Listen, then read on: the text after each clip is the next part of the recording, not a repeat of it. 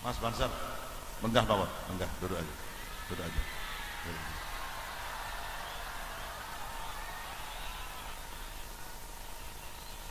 Assalamualaikum warahmatullahi wabarakatuh.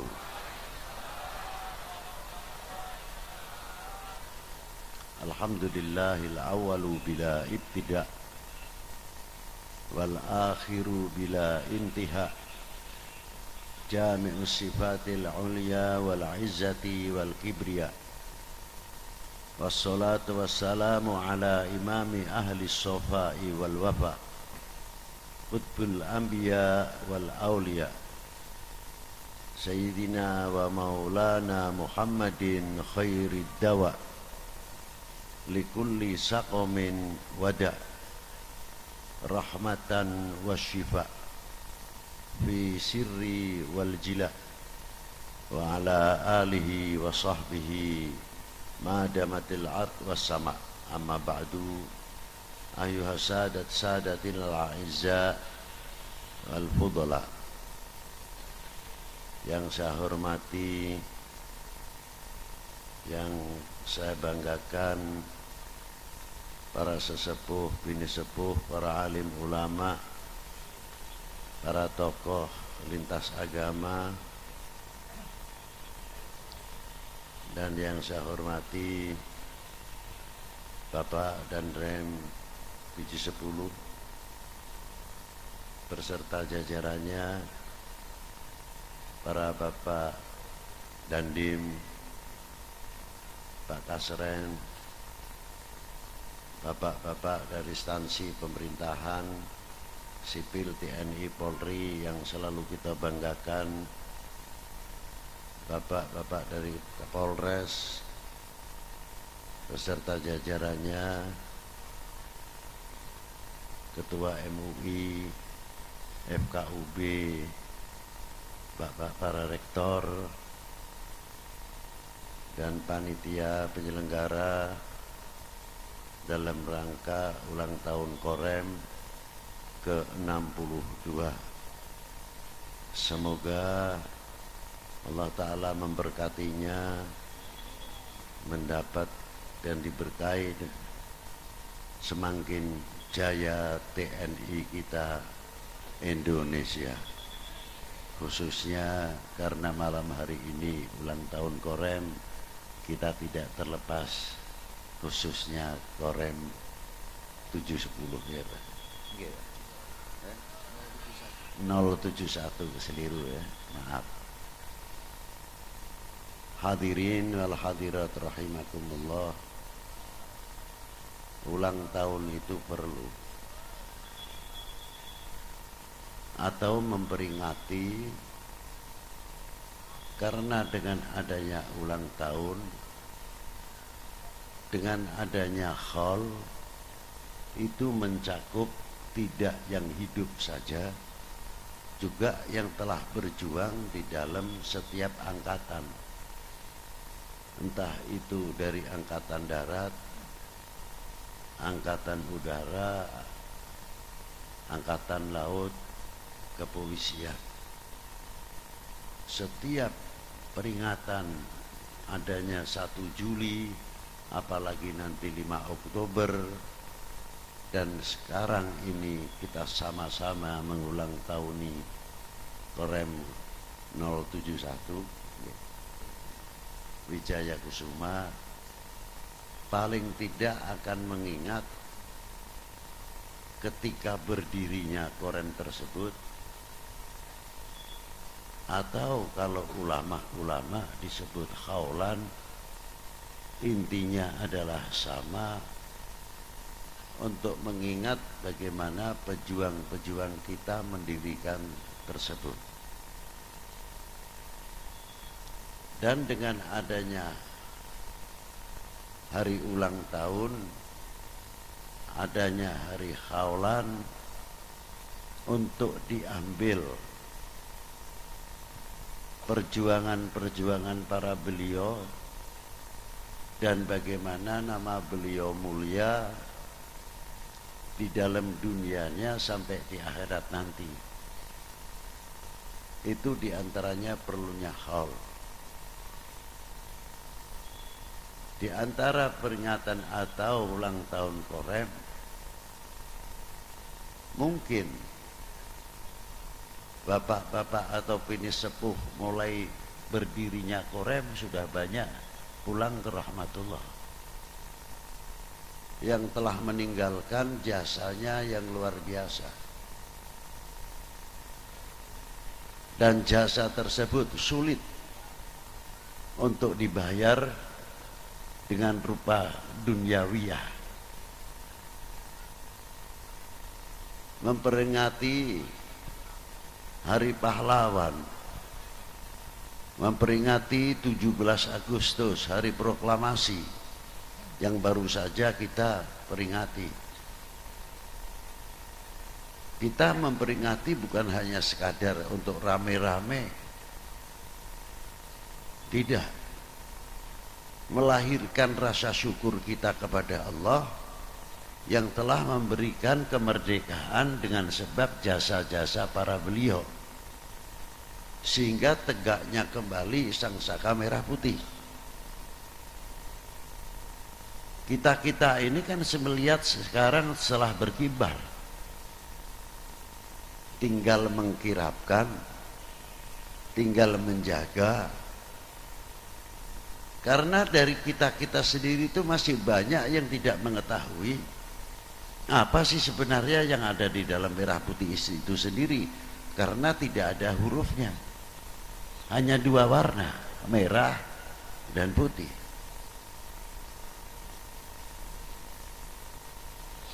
Ternyata setelah kita pelajari bagaimana orang tua kita mendidik merasa handar beni, merasa memiliki.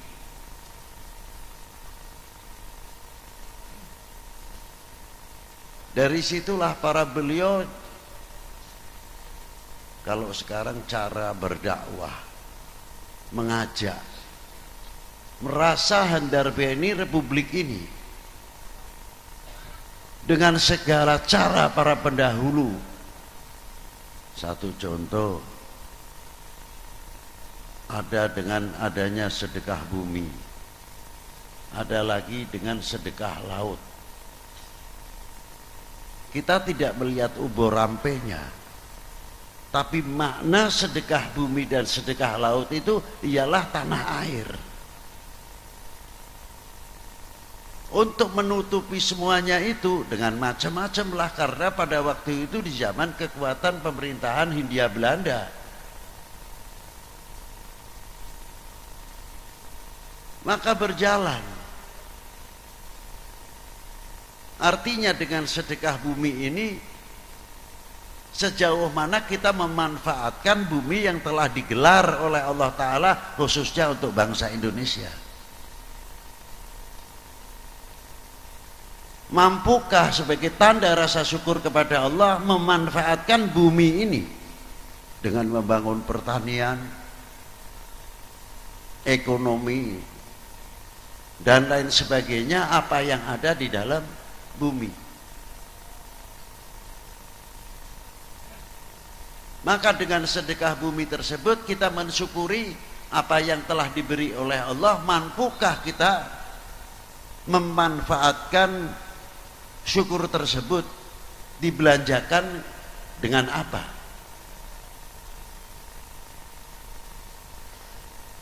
Kekayaan yang luar biasa di bumi pertiwi ini, maritim dan agraris. Begitu pula kita melihat laut kita. Justru kalau kita pikir wali 9 dahulu sudah mempunyai bagaimana cara mendidik masyarakatnya atau umat ini dengan melalui dunia perwahyangan. Filosofi yang sangat tinggi kita ambil kayak Werkudara atau Bima. Kita lihat dalam dalang-dalang itu kan banyak, tapi sejauh mana kita memahami? Apa cerita saja, nanti di tengah-tengah ada sindennya yang pakai dangdut dan sebagainya, oke lah, monggo. Tapi filosofinya apa yang sebenarnya? Lah itu. Ternyata 1000 tahun yang lalu mulai digelar oleh Wali Sembilan sebelumnya oleh Mahaguru Maulana Ibrahim Makhdum, terkenal dengan Sunan Bonangnya, yang telah mencetak murid-murid yang luar biasa seperti Kanjeng Sunan Kalijogo. Namanya Ajib Kalijogo. Tapi sekarang mencari Kalijogo agak sulit. Menjadi Sunan apalagi, Kalijogonya saja. Apa sih sebenarnya maksud Kalijogo? Kali itu di zaman itu sudah terbentuk aliran-aliran yang terkadang benturan yang tidak masuk akal bisa terjadi. Siapa yang akan mampu menjaga aliran-aliran tersebut? Ternyata murid Kanjeng Sunan Bonang yang disebut Kalijogo tersebut. Nah, itu bukan topo ning pinggir Bengawan Solo tok, itu bukan. Sampai lumutan. Nah, itu. Dalam hati kecil kita itu ketika kita melihat cerita itu, kita ngomong, ning ndi saiki? Kepriwe iki saiki sing dadi Kalijaga sapa kowe? Menjaga umat, menjaga bangsa, menjaga kesatuan persatuan bangsa. Boleh-boleh saja pilihan, beda pilihan, monggo, tapi kita tunjukkan intelektual kita. Tetap beda pilihan, tapi tetap kita menjaga kesatuan persatuan yang luar biasa. Inilah. Nah, pada waktu itu Kanjeng Kali Sunan Kalijogo dari Sunan Debonannya menceritakan Bimo mempunyai 3 anak yang luar biasa. Di zaman itu sudah disebut apa yang pertama, Gatut Kaca. Hebat. Kaca itu sudah dikenal dari 1000 tahun yang lalu, sudah ada nama kaca.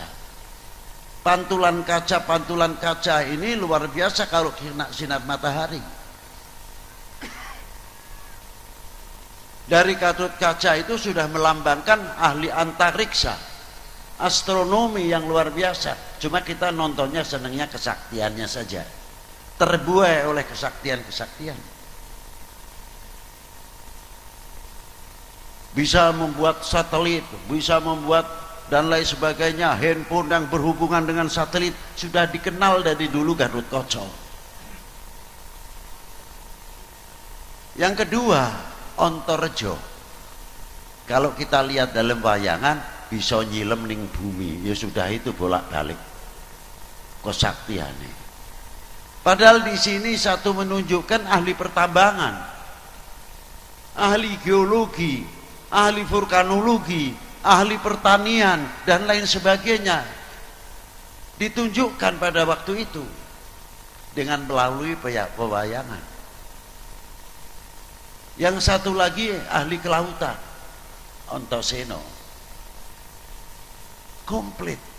Melambangkan dari dulu sudah membuat satu isyarat, mampukah 3 hal ini kita akan melahirkan putra-putri yang mampu menjawab tantangan umat dan tantangan bangsa.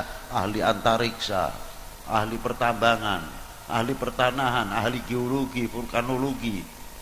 Itu sudah diciptakan, ditulis oleh para beliau yang ahli kelautan. Ini satu. Maka muncul, untuk membangkitkan rasa Handarbani memiliki, muncullah sedekah bumi, sedekah laut. Jangan lihat negatifnya. Lihat negatifnya tidak ada habis-habisnya nanti. Lho kok ana sajane ndas kebu dibuak laut, sikir iki sik. Kok iki karepe para wali sing gawe iki karepe primeh. Lah niku yang kita pelajari. Tidak cukup dari itu, ketika bendera-bendera penjajah pemerintahan Hindia Belanda, dari instansi-instansi pemerintahan pada waktu itu berkibar bendera mereka. Kita tuh sulit mau pasang merah putih, gawat. Tidak pulang nama saja untung. Ning para sesepuh kita, para ulama kita, para pendiri bangsa ini nggak kalah akal. Piye carane?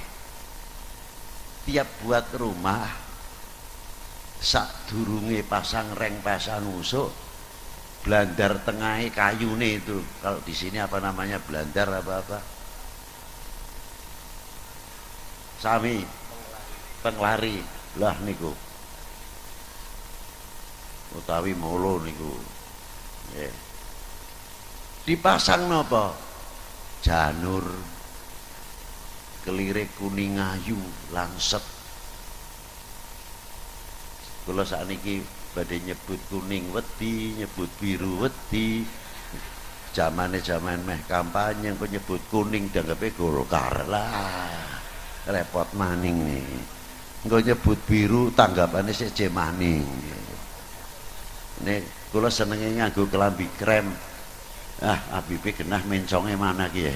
Elah repot malih. Wis paling gampang nggawe putih-putih belah kaya kowe. Nggih mboten? Ya niku penak kaya niku. Niku. Pasang janur. Terus napa malih tebu. Padi utawa pari. Terus apa? Pisang, kelapa. Nanti memasang benderanya terakhir pakai perjanjian, pakai manakiban, pakai mocopat dan sebagainya. Menyani ngebul, landane liwat, wis ora masalah ya. Kita kultur, kita culture ora apa-apa. Kon bae sing bodoh. Ditutupi. Setelah selesai doa digubetaken merah putih ya. Ana sing pakune emas, sing di duit. Tidak langsung ditutup, tidak langsung pasang reng atau pasang usuk.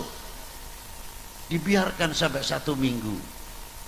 Terkadang 10 hari. Yang menjadi pertanyaannya sekarang, ya kalau musim rendang, musim panas, ini janur yang begitu cantiknya kulitnya, kena panas alum, layu, menjadi semu-semu coklat.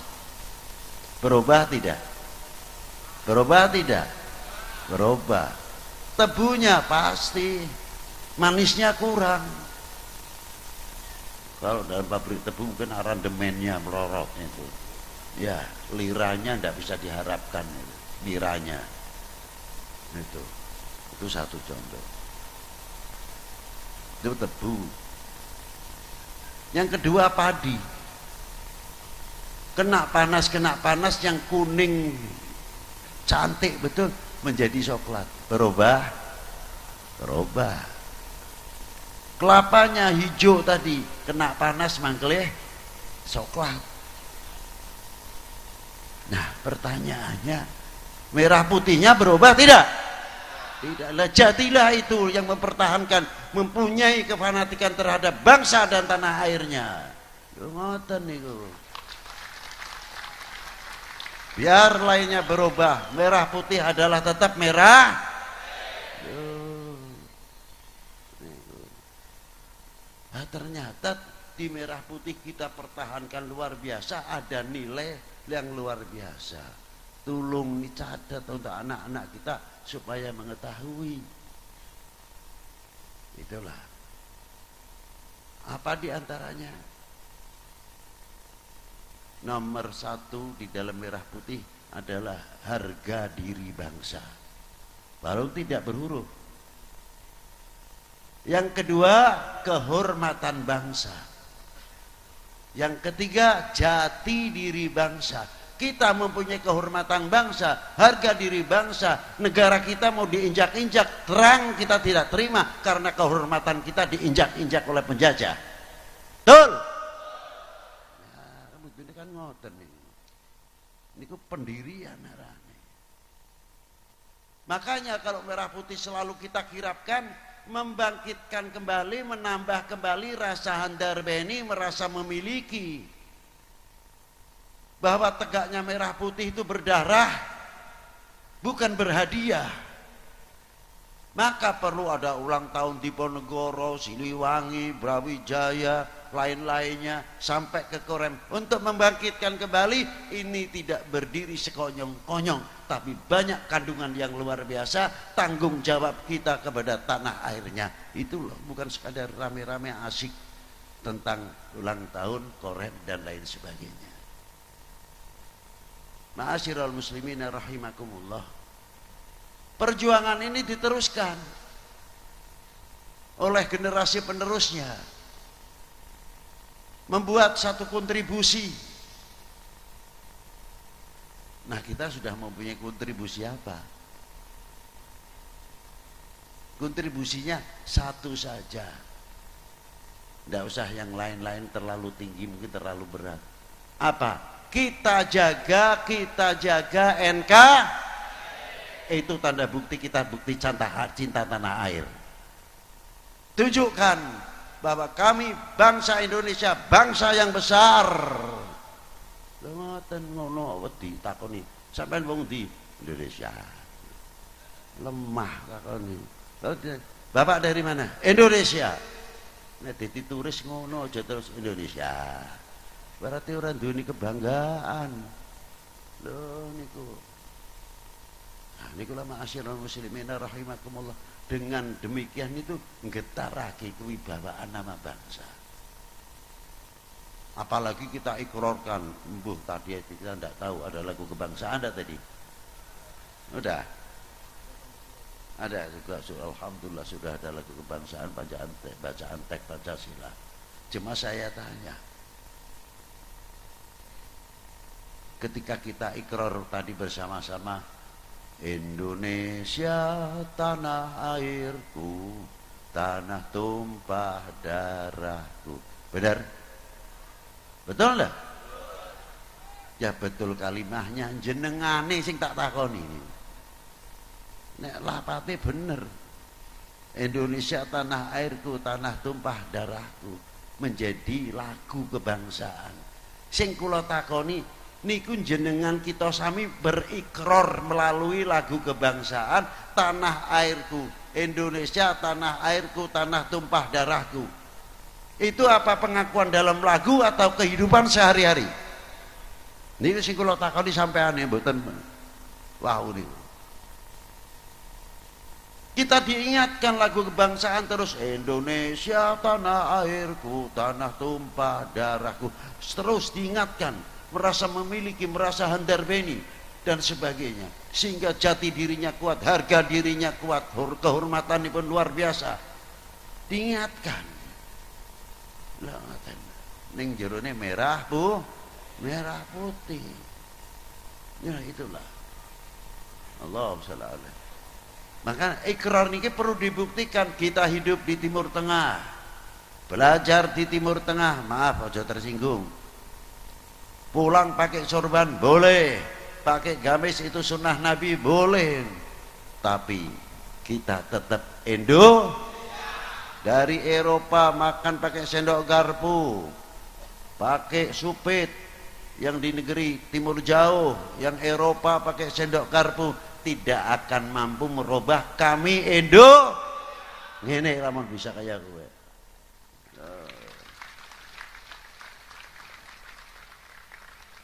Nah, kalau kita sudah merasa mengaku kami Indonesia mempunyai Pancasila yang luar biasa. Kira-kiranya nanti kalau 2024 ini ribut apa ora? Duwe Pancasila boleh. Kita punya dan kita fanatik kepada kepada bangsa Indo. Kalau kita masalah toblosan saja ruwet, ditertawakan oleh bangsa lain. Ngisi-ngisi temen ana Pancasila ini masih ruwet bae ya kowe. Pan ngomong apa kon? Mana? Kita jaga. Beda pilihan silahkan, tapi tidak beda Bendera partai boleh banyak, merah putih cuma satu. Orang ngawatan pendirian harus tertanam di kita semuanya.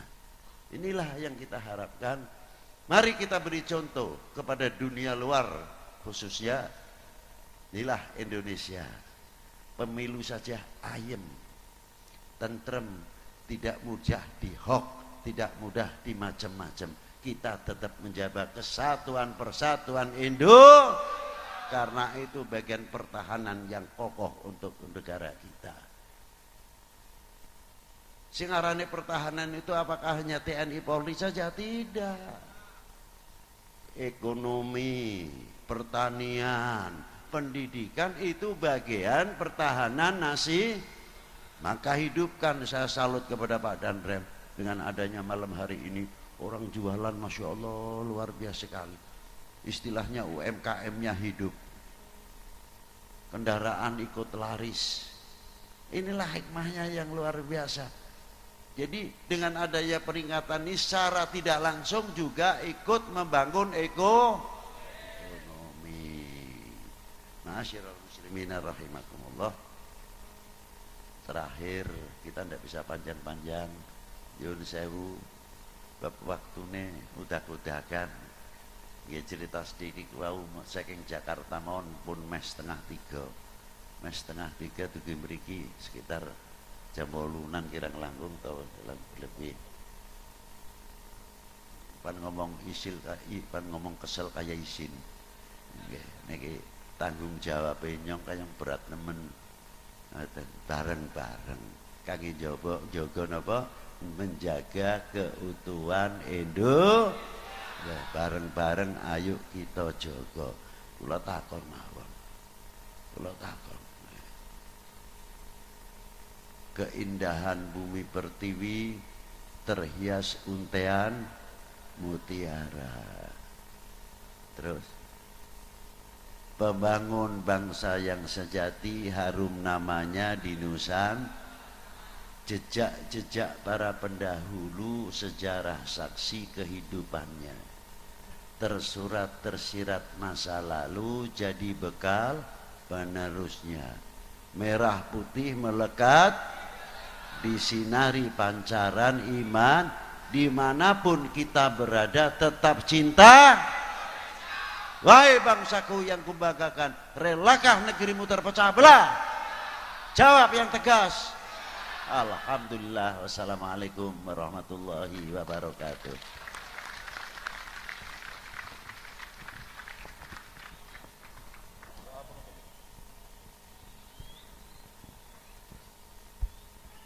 Dimohonkan untuk doa penutup yang akan dibacakan oleh Ketua MUI Kabupaten Banyumas.